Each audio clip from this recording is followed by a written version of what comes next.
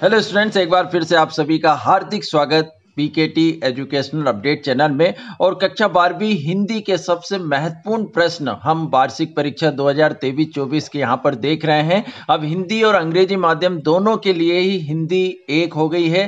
तो यहाँ पर हम देखते हैं कि सबसे ज़्यादा इंपॉर्टेंट क्या है। गद्यांश, पद्यांश, प्रश्नोत्तर, लेखक, कवि परिचय और ग्रामर सभी देखेंगे। तो पूरे वीडियो में आखिरी तक बने रहिएगा, स्किप मत करिएगा, क्योंकि काफ़ी इंपॉर्टेंट पोर्शन यहाँ पर मैंने टिक किया हुआ है। और हर साल ही मैं यहाँ इंपॉर्टेंट देता हूँ, आप लोगों के लिए मेहनत करता हूँ। तो जो चैनल पर पहली बार आए हैं या जिन्होंने अभी तक चैनल को सब्सक्राइब नहीं किया है, उन सभी से निवेदन करूंगा कि वे चैनल को सब्सक्राइब कर लें, क्योंकि एमपी बोर्ड से रिलेटेड काफ़ी महत्वपूर्ण अपडेट अब एग्जाम के टाइम आपको इस चैनल पर मिलनी है। तो सबसे पहले हम देखें आरोह जो आपकी बुक है पहली वाली, इसमें क्या क्या इंपॉर्टेंट है। तो सबसे पहले हम यहाँ देखें कि कुछ चैप्टर्स आपके डिलीट भी हो चुके हैं। हो सकता है आपके पास नई बुक है, और यदि पुरानी है तो इसमें आप टिक कर लीजिएगा। 5वां पार्ट जो है वो हट चुका है। इसके बाद फिराक गोरखपुरी की गजल्स जो है वो हट चुकी हैं। तो सबसे पहले यहाँ पर मैं काव्य खंड में जो कवि परिचय है उसमें 3 इंपॉर्टेंट बता देता हूँ। रचनाएं, काव्य, भाषा, शैली वगैरह आपको लिखना रहती है, उसका तरीका आप लोग देख लीजिएगा। उसमें रघुवीर सहाय, सूर्यकांत त्रिपाठी निराला और तुलसीदास जी हर साल एवरग्रीन है, ये आते ही हैं, तो इनको तो आपको याद करके रखना ही है। और इसके बाद गद्य खंड में जो लेखक परिचय है उसमें महादेवी वर्मा, फणीश्वर नाथ रेणु और हजारी प्रसाद द्विवेदी, ये 3 आप लोग कर लीजिएगा। इसमें भी विष्णु खरे और रजिया सज्जाद जहीर की जो पार्ट हैं वो यहाँ से डिलीट हो चुके हैं, तो वो नहीं करना है।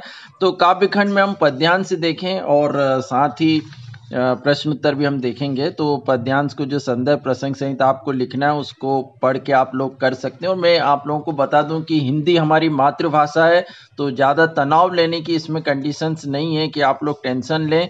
अपने शब्दों में भी जो है वो आप एग्जाम में जो है वो लिख कर आ सकते हैं अपने वर्ड के अनुसार, क्योंकि कोई गाइड में से रट के लिखने की ज़रूरत नहीं है।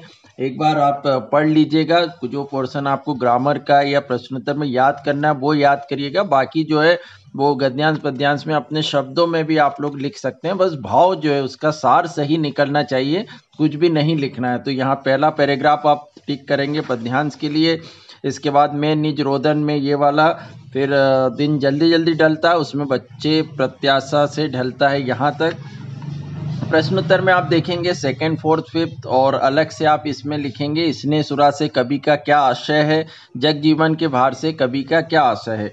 फिर सेकंड चैप्टर में हम चलते हैं, सेकंड पार्ट पे। इसमें उतना कुछ इंपॉर्टेंट है नहीं पद्यांश में, तो सीधे आप लोग पेज नंबर 13 पर नीचे देखेंगे 5वां और एक स्टार लगा जो क्वेश्चन है ये। इसके बाद तीसरे पार्ट पर चले, कविता के बहाने। पहले वाला पैराग्राफ जो है कविता एक उड़ान है, चिड़िया क्या जाने, यहाँ तक पद्यांश के लिए करेंगे। उसके बाद प्रश्नोत्तर में हम यहाँ देखें तो सेकंड, फोर्थ, फिफ्थ, और चौथे पार्ट में फिर हम देखें तो प्रश्नोत्तर में आप देखेंगे पेज नंबर 25 पर सेकंड, थर्ड, फिफ्थ। पार्ट 6 पे देखें, जो पार्ट डिलीट है उसके प्रश्नोत्तर, कवि, लेखक परिचय भी नहीं करना है। इसमें हम देखें तो पहला जो प्रश्न है ये आप टिक करेंगे। इसके बाद अलग से लिखेंगे उषा कविता में भोर के नव की तुलना किससे की गई और क्यों, और उषा का जादू क्या है और क्यों टूट रहा है। इसके बाद पार्ट 7 देखते हैं। इसमें पेज नंबर 42 पर आप देखेंगे अट्टालिका नहीं है रे, सुकुमार शरीर, यहाँ तक। और कविता के साथ में आप देखेंगे पहला, दूसरा, अलग से आप लिखेंगे कवि ने बादलों को विप्लव के बादल क्यों कहा है। फिर 8वां पार्ट हम देखें गोस्वामी तुलसीदास जी का। इसमें जो लास्ट पैराग्राफ है, दूत कहो अब दूत कहो से देव को दो तक। और इसके बाद जो जाने तेयु से यहाँ पर पेज नंबर 50 पर आप देखेंगे मोही तक। और प्रश्नोत्तर में इसमें 7वां आप टिक करेंगे। इसके बाद अंदर से भी इसमें प्रश्न बन जाते हैं, तो एक बार आप पद्यांश को पढ़ लें, मन से आप लिख सकते हैं। रुबाइयाँ जो है इसमें आंगन में ठुनक रहा है, चांद उतर आया है, यहाँ तक का पैराग्राफ आप करेंगे। इसके बाद प्रश्नोत्तर में इसका सेकेंड। फिर पार्ट 10 देखें यहाँ, इसमें छोटा मेरा खेत चौकोना से लेके बोया गया, कल्पना के रसायनों का विशेष तक। और प्रश्नोत्तर में पहला, दूसरा आप इसमें से करेंगे। गद्य खंड में हम यहाँ देखें तो भक्तिन जो पार्ट है इसमें सेकंड पैराग्राफ आप देख सकते हैं, जो गद्यांश से उसकी संदर्भ प्रसंग से व्याख्या आपको करना रहेगी, सेवक धर्म से गदगद हो उठी तक। इसके बाद पेज नंबर 79 पर भक्तिन जो लास्ट पैराग्राफ है वो पूरा। और प्रश्नोत्तर में पहला, चौथा, छठवां। इसके बाद पार्ट 12 में फिर देखें बाजार दर्शन जो है इसमें पैसा पावर है और लेकिन नहीं, तो ये तीसरा चौथा पैराग्राफ जो है ये दोनों आपको करना है। इसके बाद फिर पेज नंबर 88 पे बाजार में एक जादू है, मन किसकी मानने वाला है, यहाँ तक। फिर पेज नंबर 91 पर आप देखेंगे लास्ट वाला पैराग्राफ, यहाँ मुझे ज्ञात होता है सद्भाव की घटी तक, और पार्ट के साथ में आप देखेंगे प्रश्नोत्तर में पहला दूसरा तीसरा। इसके बाद फ्लैचिंग पावर से क्या, इसके बाद परचेजिंग पावर से क्या अभिप्राय है, ये पेज नंबर 96 पर आप देखेंगे। पार्ट 13 धर्मवीर भारती का ये पार्ट है, काले में का पानी दे। इसमें प्रश्नोत्तर में आप देखेंगे सेकंड थर्ड फोर्थ और पार्ट के आसपास में फिफ्थ। फिर फणीश्वरनाथ रेणु का जो पहलवान की ढोलक है, इसमें पहला पैराग्राफ जाड़े का दिन से ये वाला, ये इम्पोर्टेंट है गद्यांश के लिए। और इसी में फिर हम आगे देखें तो पेज नंबर 115 पर रात्रि की विभीषिका से लेकर डरते नहीं थे यहाँ तक, और प्रश्नोत्तर में आप देखेंगे तीसरा चौथा पांचवा और पार्ट के आसपास में सेकंड। अगला वाला चैप्टर जो है वो हट चुका है। उसके बाद पार्ट 17 में हम देखते हैं तो यहाँ पर सीरीज के फूल जो हैं, इसमें पेज नंबर 146 पे ये सीरीज एक अद्भुत अवधूत है, यहाँ से लेकर रस खींचता तक, और उसके बाद अवधूतों के मुंह से ही हृदय में उमड़ सकता है, यहाँ तक का गद्यांश आप देखेंगे। फिर पेज नंबर 148 पर पहला दूसरा चौथा प्रश्न, और जो आखिरी पार्ट है उसमें पेज नंबर 157 पे तीसरा प्रश्न। तो ये पहला जो आरोह है इसमें हमने इम्पोर्टेंट गद्यांश पद्यांश लेखक कवि परिचय देखा। बितान जो बुक है स्टूडेंट्स इसमें केवल 7 नंबर है, तो उतनी ज़्यादा मेहनत आपको करना नहीं है। 3 पार्ट ही केवल बचे हैं इसमें, क्योंकि एक पार्ट डिलीट हो गया, 4 थे टोटल, डायरी के पन्ने हट चुका। तो एक एक बार यदि आप ये पार्ट पढ़ ही लेंगे तो अपने मन से भी इसके आंसर लिख सकते हैं। एग्जाम में कैसे लिखा जाता है, कॉपी कैसे चेक होती है, इसके वीडियो मेरे चैनल पर उपलब्ध हैं, तो आप लोग देख सकते हैं, डिस्क्रिप्शन बॉक्स में मिल जाएंगे। और इन चैप्टर्स को क्योंकि इसमें से ऑब्जेक्टिव आने हैं तो वो आप कर लें। प्रश्नोत्तर में इसमें पहला दूसरा चौथा और तीसरे पार्ट में आप देखेंगे तो पहला दूसरा तीसरा, और अलग से आप लोग लिखेंगे मोहनजोदड़ो के घरों की क्या विशेषताएं थी, मोहनजोदड़ो की सभ्यता को लो प्रोफाइल सभ्यता क्यों कहा गया। तो बितान में इतना कुछ इम्पोर्टेंट में और ज़्यादा है नहीं। फिर हम ग्रामर देखते हैं। यहाँ ग्रामर जो है स्टूडेंट्स में पूरी चीज़ें हम यहाँ पर देखेंगे और इससे अलग आना भी नहीं, तो आप लोग बहुत ध्यान से इनकी तैयारी कर लीजिएगा। मैंने ये नोट्स बना के रखे हैं और यदि टाइम मिला तो मैं प्रॉपर इनके आंसर सहित और उदाहरण सहित भी वीडियो एक बना दूंगा।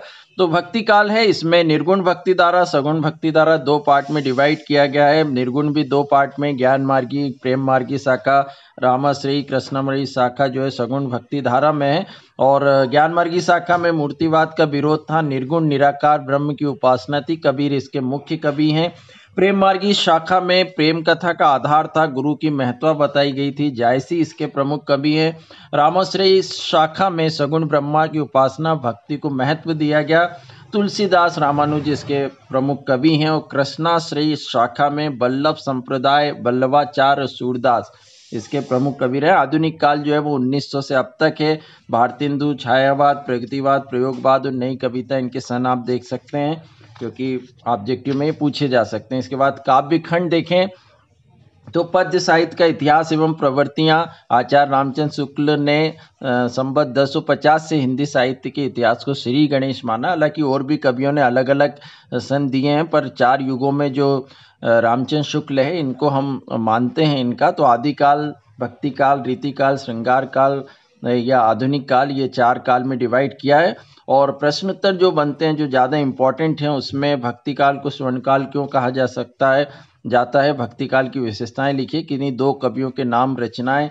छायावादी काव्य की प्रमुख विशेषताएं, कवियों के नाम रचनाएं, प्रगतिवाद, प्रयोगवाद, नई कविता, रीतिकाल की विशेषताएं और इनके कवियों के नाम और रचनाएं थी। नोट्स प्रॉपर आप ये प्रश्नोत्तर लिख लें और इनकी एक अपनी कॉपी में परिभाषा सहित उदाहरण सहित इनके नोट्स बना लें, उनको डेली पढ़ते जाएं, याद करते जाएं, क्योंकि ये नंबर आपको अच्छे दिलाएंगे हिंदी में। और हिंदी जैसे सब्जेक्ट में भी हमको स्कोरिंग करना है, मातृभाषा है तो अच्छे नंबर इसमें आना चाहिए।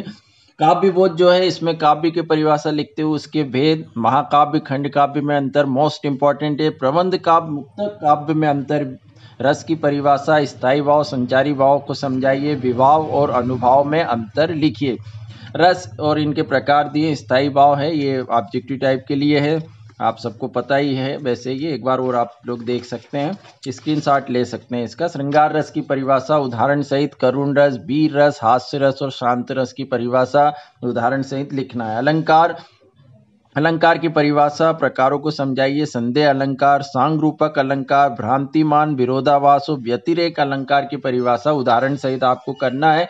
इसके बाद मानवीकरण, पुनरुक्ति, प्रकाश अलंकार, अनुप्रास, उपमा, रूपक, उत्प्रेक्षा अलंकार की परिभाषा उदाहरण सहित करना है। छंद में देखें, सोरठा, कवि, सवैया, रुबाइया, इनसे प्रश्न आते हैं। तो छंद किसे कहते हैं? सोरठा छंद की परिभाषा, उदाहरण कवित्व छंद की, सवैया, रुबाई, दोहा और सोरठा में अंतर, ये स्क्रीनशॉट ले लीजिएगा, इनके नोट्स प्रॉपर बना के याद करिए। तो सप्ताह में संडे भी आप यदि हिंदी को लेकर बैठ जाएंगे तो काफ़ी अच्छी तैयारी हो सकती है। बाकी आपके जो मेन सब्जेक्ट है 3, उनकी तो आप लोगों को करना ही है। चौपाई छंद की परिभाषा उदाहरण सही। शब्द शक्ति जो है वो 3 तरह की होती है, शब्द गुण भी 3 तरीके के हैं। तो विधा शब्द शक्ति, लक्षणा, व्यंजना शब्द शक्ति, उदाहरण सहित इनकी परिभाषाएं करना है। ओज, माधुर्य, प्रसाद गुण की परिभाषा। बिंब क्या है, कितने प्रकार के होते हैं। फिर गद्य खंड में देखें तो गद्य की प्रमुख विधाएं कौन सी हैं। निबंध की परिभाषा, निबंध के तत्व, कहानी उपन्यास में अंतर, फिर नाटक एकांकी में अंतर, आत्मकथा और माफ कीजिएगा, आत्मकथा और जीवनी में अंतर, रिपोर्टोर्ज से आप क्या समझते हैं। कहानी की परिभाषा देते हुए कहानी के तत्व लिखिए। रेखा चित्र और संस्मरण में अंतर लिखिए। द्विवेदी युग, शुक्ल युग की विशेषताएं लिखिए। फिर भाषा बोध में लोकोक्ति और मुहावरे में अंतर, मोस्ट इंपॉर्टेंट। ही मेरा पूरा वही कलेक्शन स्टूडेंट्स किया है जो एग्जाम पॉइंट ऑफ व्यू से और आपकी कक्षा 12वीं में पूछा जाना है हिंदी विषय में। क्षेत्रीय और तकनीकी शब्द किसे कहते हैं, निपात शब्द की परिभाषा उदाहरण सहित लिखिए। राजभाषा, राष्ट्रभाषा में अंतर, अर्थ एवं रचना के आधार पर वाक्य के प्रकार लिखना है। उपसर्ग और प्रत्यय में अंतर लिखना है। तत्सम तद्भव शब्दों में अंतर। अब इसके बाद जो ग्रामर में छोटी छोटी चीजें आती हैं हिंदी में, वो वाक्य शुद्धिकरण है, अशुद्ध वाक्य को शुद्ध करना, भाव पल्लवन, विज्ञापन लेखन, अनुच्छेद लेखन, समाचार पत्र, वाक्य परिवर्तन, सार, संक्षेपण, संवाद लेखन, अपठित गद्यांश आएगा। पत्रकारिता से रिलेटेड जो है समाचार पत्र और पत्रकारिता से रिलेटेड प्रश्न 1-2 पूछे जा सकते हैं। पत्र लेखन में मैं केवल एप्लीकेशन यहाँ पर बता रहा हूँ आपको। तो स्थानांतरण प्रमाण पत्र, ध्वनि विस्तारक यंत्रों पर रोक, मार्कशीट की द्वितीय प्रति बुलवाने हेतु या मोहल्ले की सफाई के लिए, नगरपालिका अध्यक्ष को जल की आपूर्ति के लिए आवेदन पत्र लिखिए। इसके बाद निबंध में आप लोग विज्ञान के चमत्कार तो करना ही है, पर्यावरण, प्रदूषण, विद्यार्थी जीवन और अनुशासन मोस्ट इम्पॉर्टेंट है। खेल जो है वो सबसे ज़्यादा इम्पोर्टेंट है। कोविड-19 आप कर सकते हैं। बाकी राष्ट्रीय शिक्षा नीति 2020 ये आपको करना है। विद्यार्थी जीवन, अनुशासन हर साल आता है। पर्यावरण से रिलेटेड एक निबंध पूछा ही जाता है। तो स्टूडेंट्स ये थे हिंदी के सबसे ज़्यादा इम्पॉर्टेंट जो ग्रामर और आंसर क्वेश्चंस के पोर्शन वो मैंने आप लोगों को बता दिए हैं। और भी अपडेट जो है मैं इस चैनल पर लेकर आता रहूँगा। आप लोग ये बहुत अच्छे से कर लीजिएगा जो मैंने बताया। इसके बाद आप रीड कर सकते हैं हिंदी की बुक, पूरी मातृभाषा है, मन से लिखिएगा। कुछ आंसर दे सकते हैं आप लोग पढ़ के, कोई ज़रूरी नहीं कि गाइड की भाषा में ही आप लिखें, पर हाँ ग्रामर का जो भी पोर्शन है वो आप लोगों को याद करना ही होगा। तो मोस्ट इंपॉर्टेंट मैंने बताया। और भी सब्जेक्ट के आने वाले हैं, चैनल से जुड़े रहिएगा। पुनः निवेदन करूंगा कि जिन्होंने चैनल को सब्सक्राइब नहीं किया है वे सब्सक्राइब जरूर कर लें ताकि सभी इंपॉर्टेंट अपडेट आपको टाइम पर मिलती रहे। Thank you so much.